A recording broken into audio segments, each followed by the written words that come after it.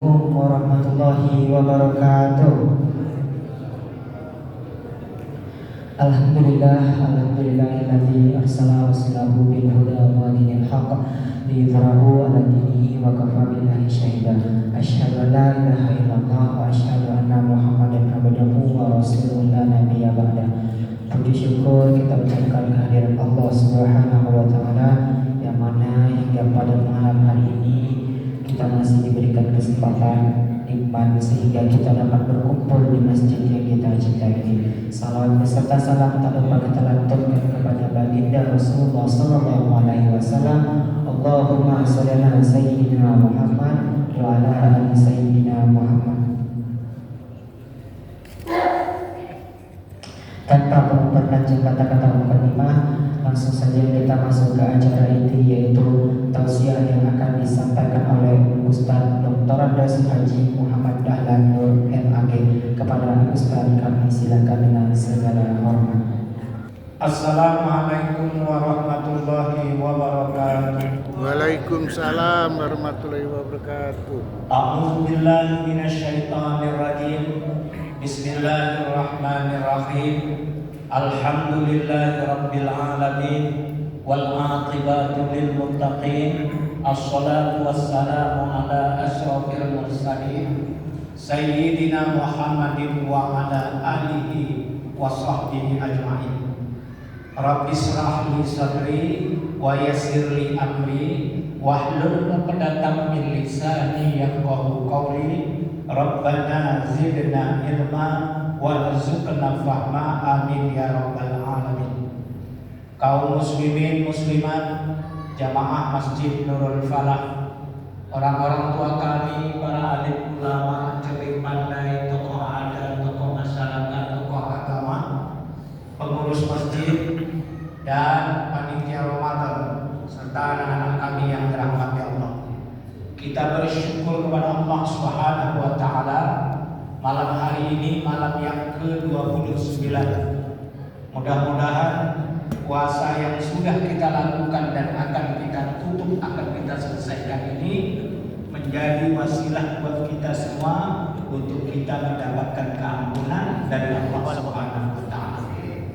Salawat salam kita sampaikan kepada junjungan kita Rasulullah sallallahu alaihi wasallam dengan mengucapkan Allahumma sholli ala Muhammad wa ala ali Muhammad. Judul santapan rohani Ramadan kita pada malam hari ini adalah mempererat silaturahmi, atau anjuran kita oleh Allah dan Rasul untuk bersilaturahmi.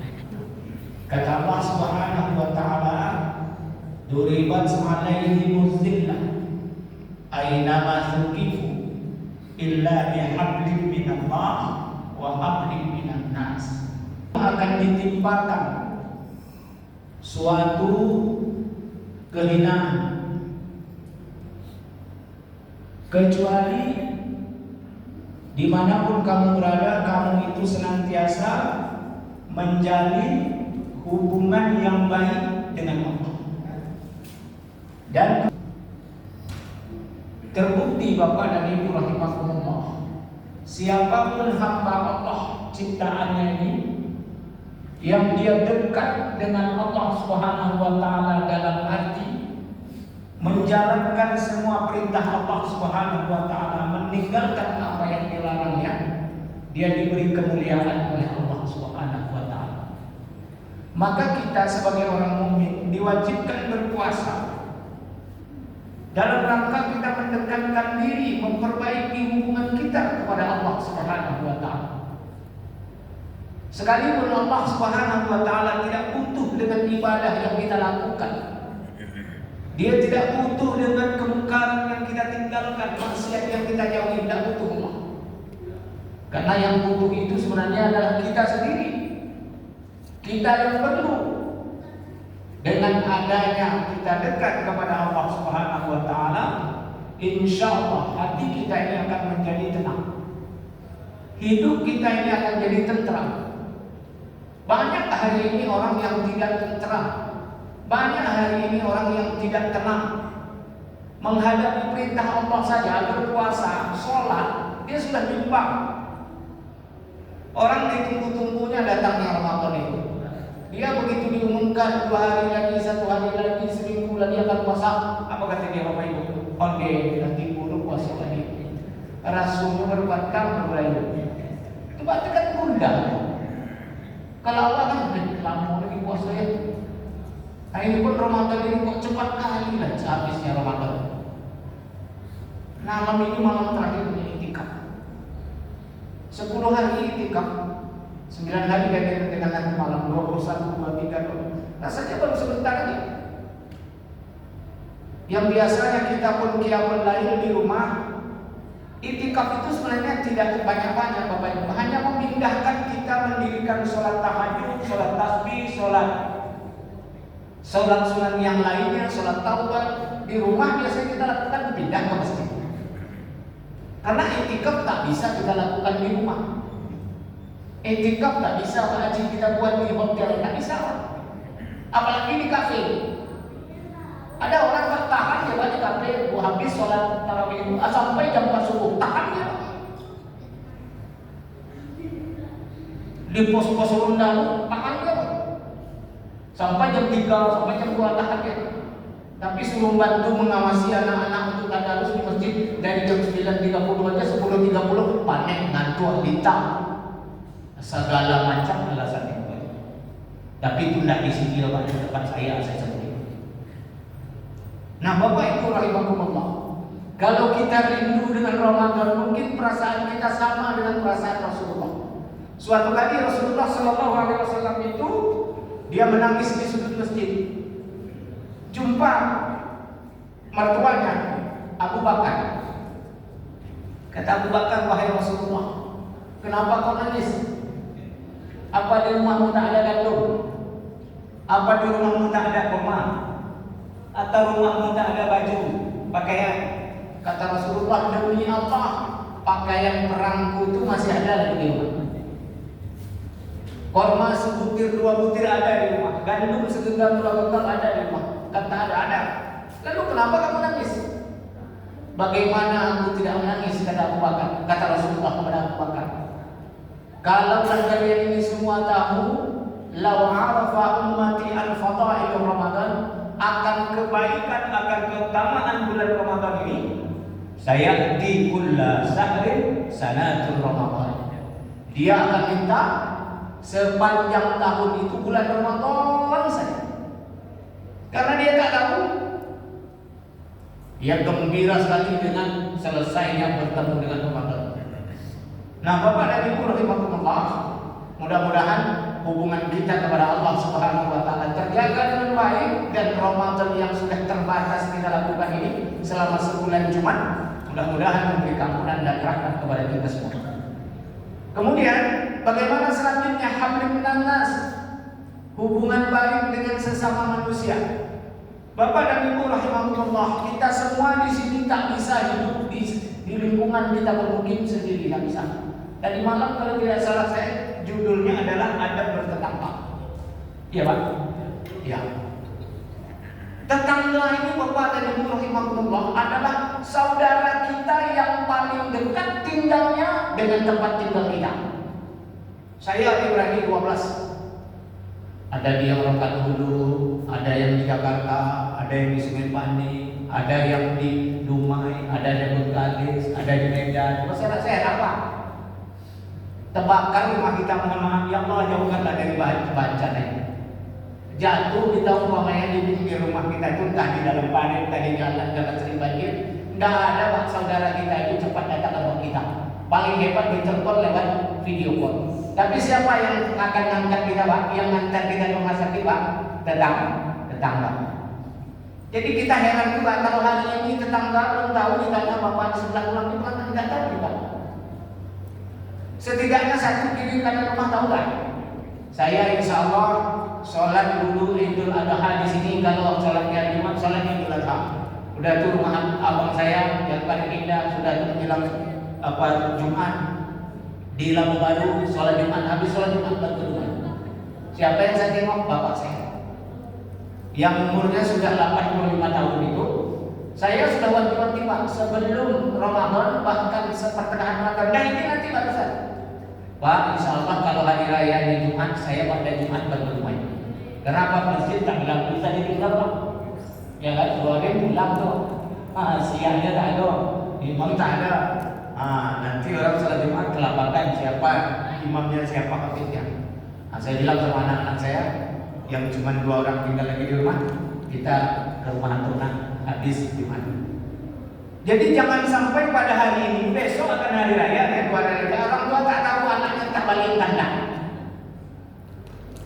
Ditanya nih, Pak Mis, balik anaknya dia kadang belum tahu lagi kita, belum dapat kabar. Kalau ada anak macam itu tidak tahu orang tuanya tak balik tanda, itu sangat-sangat miris itu. Ya, kalau nanti terlaksana atau tidak, itu kan tak ingin kita alang melintang, tak tentunya yang muncul ya Pak. Tapi kalau melintang arangan, orang tua sudah tahu. Nah, Bapak dan Ibu rahimahumullah, bagaimana sebenarnya? Maka dalam buku kecil saya ada baca buku, ada musyilah, adab-adab orang bersilaturahmi. Yang pertama adalah tabadul sial. Orang yang mengadakan silaturahmi ini Pak, biasanya tabadul sial, tukar-tukar kunjungan. Tapi kalau kata dia, kalau bapak, kalau emak, kalau mertua, kalau anak, ini tak perlu lagi tabadul sial. Dia harus jadi tuan rumah. Jadi kalau ada anak atau menantu pulang ke rumah orang tua, jangan jadi tamu. Ya Pak, dia yang harus jadi pelayan orang tua di rumah itu. Ini kadang-kadang malah menantu udah balik 3 tahun sekali, semua minta masakan sama mertuanya. Onde-onde minta buatkan juga, jus minta buatkan juga. Jadi apa? Jadi babu, jadi pembantu menjual. Coba ada seperti itu pas ya Pak, paskan kita lewatkan yang seperti itu, jangan. Saya memang dulu waktu saya kuliah, kalau saya balik, emak saya itu pasti bikin keluban bahasa Jawa Pak. Ada daun katu, daun pakis, daun ubi, daun apa, itu pakai kelapa, pakai ladu hijau, atau pedasnya bukan main. Dia tahu suka saya itu. Biarlah tak ada lauk asal makan keringat-keringat, itu tetap dibikin. Saya tak pernah minta, mak tak usah susah-susah lah. Aku mah kuliah kata mak, makan enak, tidak ada. Nah, tapi orang tua seperti itulah bapaknya. Maka tabadil siapa itu tidak berlaku pada keluarga kata tiga sebab. Karena sebab perkawinan, sebab persusuan, sebab pernikahan. Sebab tak hari raya pun kita mesti jadi tuan rumah, walaupun kita tidak tinggal satu rumah. Iya ya. Jadi jangan sempat kita pulang ke rumah mertua, awaklah jadi tamu, awaklah jadi raja. Seharusnya kita pulang, orang tua itu duduk enak-enak, baring enak-enak, ya kan? Jalan enak, tidak sibuk dia ke pasar, ke dapur, ke sumur, ke meja makan, tidak sibuk dia. Tapi kebanyakan kadang itu yang terjadi. Udah, dapat ilusian. Jadi saling kunjung-mengunjung. Tak sempat kita tanya kunjung-mengunjung, kata badan buku itu disebut tabadulul li'am. Orang bersilaturahim itu dia saling berbagi informasi. Ya, berbagi informasi atau apa? Berbagi informasi lain. Alhamdulillah, insya Allah kami besok akan ke sana. Hari ini kami buka di rumah, kami bisa sholat, kami bisa iktikaf, kami bisa baca Al-Quran. Berbagi informasi. Jadi tidak lewat begitu saja. Itu saya katakan tadi, aneh kalau ada orang tua 2 hari lagi apa lebaran, tidak tahu anaknya pulang atau tidak, menantunya pulang atau tidak. Padahal linknya kapan itu bisa. Ya kan? Nah, yang ketiga, tabadulun ni'am, berbagi nikmat.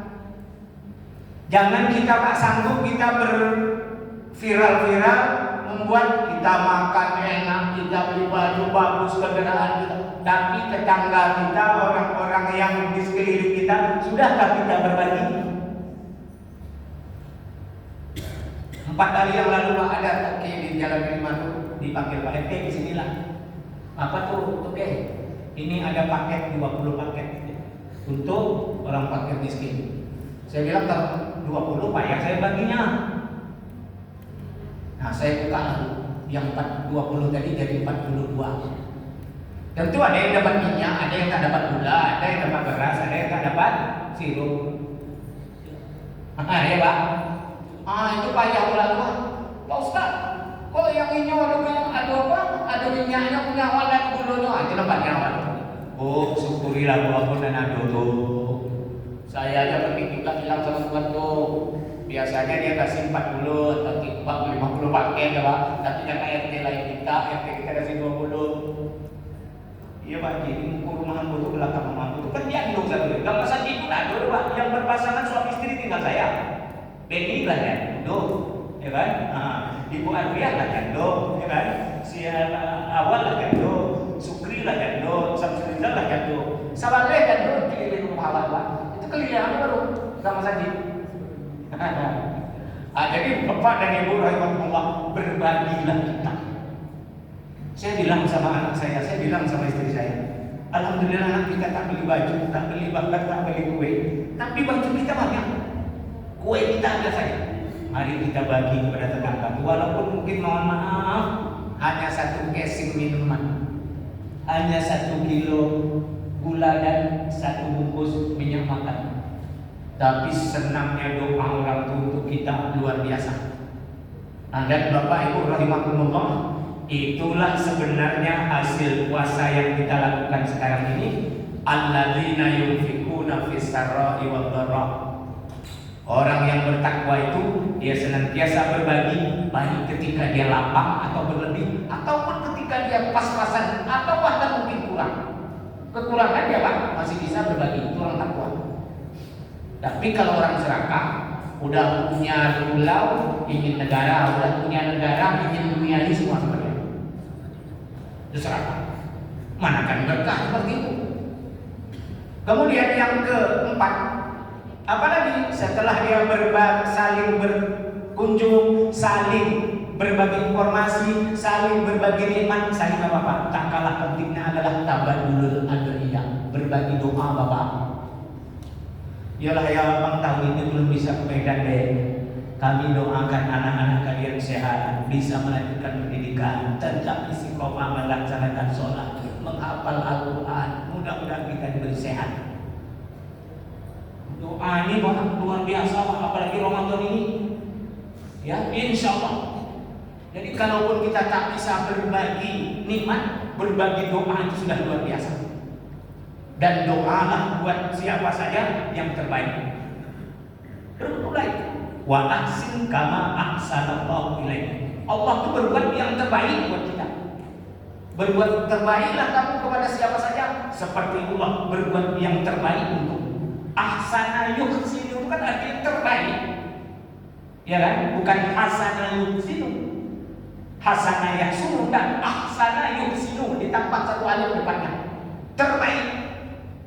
Allah berikan kita kejadian terbaik, rezeki terbaik, umur terbaik, kesempatan terbaik, kesehatan terbaik, ibadah yang terbaik. Mana ada amal ibadah agama lain yang seperti kita puasa 1 bulan itu? Ada? Tidak ada. Kita, tapi kita kadang tidak menyadarinya. Maka doalah yang terbaik. Kalau tak berlaku doa itu buat dia, doa itu kembali kepada kita. Tapi sebaliknya, kalau kita berdoa yang tidak baik buat mereka, kalau tidak berlaku buat mereka, pasti akan kembali juga kepada kita. Maka doa itu tidak ada yang buruk, doakanlah yang baik. Kurang apa Nabi Nuh alaihissalam didurhaka ya, dikhianati oleh anak-anak, tapi dia tetap berdoa. Ibrahim alaihissalam begitu dia terhadap ayahnya, tapi tetap dia berdoa yang terbaik buat ayahnya azab. Nauzubillah. Maka dari itu Bapak dan Ibu rahimakumullah, jangan sempat senjata itu makan Tuhan. Apa itu senjata? As-silahu ad-du'a silahul mu'minin. Doa itu senjatanya orang mukmin. Jadi jangan sempat senjata itu makan Tuhan. Kenapa? Kita mendoakan orang lain yang buruk. Maka doakanlah yang baik supaya senjata itu jadi tameng buat kita untuk mendapatkan keselamatan. Subhanakallahumma wa bihamdika asyhadu an la ilaha illa anta astaghfiruka wa atubu ilaik. Wassalamualaikum warahmatullahi wabarakatuh. Waalaikumsalam warahmatullahi wabarakatuh. Ustaz. Semoga apa yang disampaikan dapat menjadi pedoman dan kita terapkan dalam kehidupan sehari-hari. Amin amin ya rabbal alamin. Sebelum kita melaksanakan salat tarawih, kami akan menyampaikan beberapa informasi, yaitu jumlah infak pada malam ke-28 berjumlah Rp433.000. Alhamdulillah kami ucapkan kepada Bapak Ibu Jemaah Masjid Nurul Falah yang telah berinfak dan bersedekah. Semoga apa yang diinfakkan yang diniatkan dijabah oleh Allah Subhanahu wa taala. Al-Fatihah.